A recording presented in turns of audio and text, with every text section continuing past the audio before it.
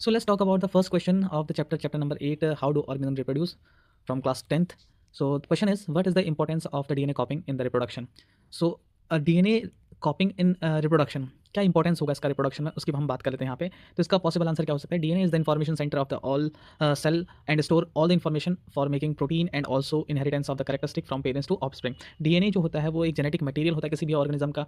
किसी भी ऑर्गेनिज्म से उसके जो प्रोजेनी है, उसके जो ऑफस्प्रिंग है, उन तक जो डीएनए जो इन्फॉर्मेशन जाती है वो किसके थ्रू जाती है? वो डीएनए के थ्रू ही जाती है। डीएनए का फुल फॉर्म भी पूछा जा सकता है। डीएनए का फुल फॉर्म होता है डीऑक्सी राइबो न्यूक्लिक एसिड, ठीक है। और ये न्यूक्लियस के अंदर प्रेजेंट होता है और ये जेनेटिक इन्फॉर्मेशन को कंटेन करता है। अभी डीएनए काम कैसे करता है कि डीएनए की हम जब बात करते हैं तो डीएनए फाइनली जो अपना प्रोडक्ट बनाता है वो इज अ प्रोटीन के तौर पर बनाता है और प्रोटीन ही हमारे सेल में यूटिलाइज होता है, ठीक है। So making the protein and also inheritance of the characteristic from parents to offspring. Parents से उनके बच्चों में जो कैरेक्टरिस्टिक को जो पास कराता है वो डीएनए ही कराता है और डीएनए में जीन्स होते हैं, ठीक हो गया। नेक्स्ट इसका पॉइंट आ जाएगा, therefore DNA replication copying occur so that the daughter cell have similar DNA as the that of the parents and also similar characteristics, ठीक है। जो जैसे पेरेंट्स में कैरेक्टरिस्टिक है वैसे ही डॉटर में भी, डॉटर मीन्स उनके ऑफस्प्रिंग में भी वैसे ही कैरेक्टरिस्टिक होते हैं।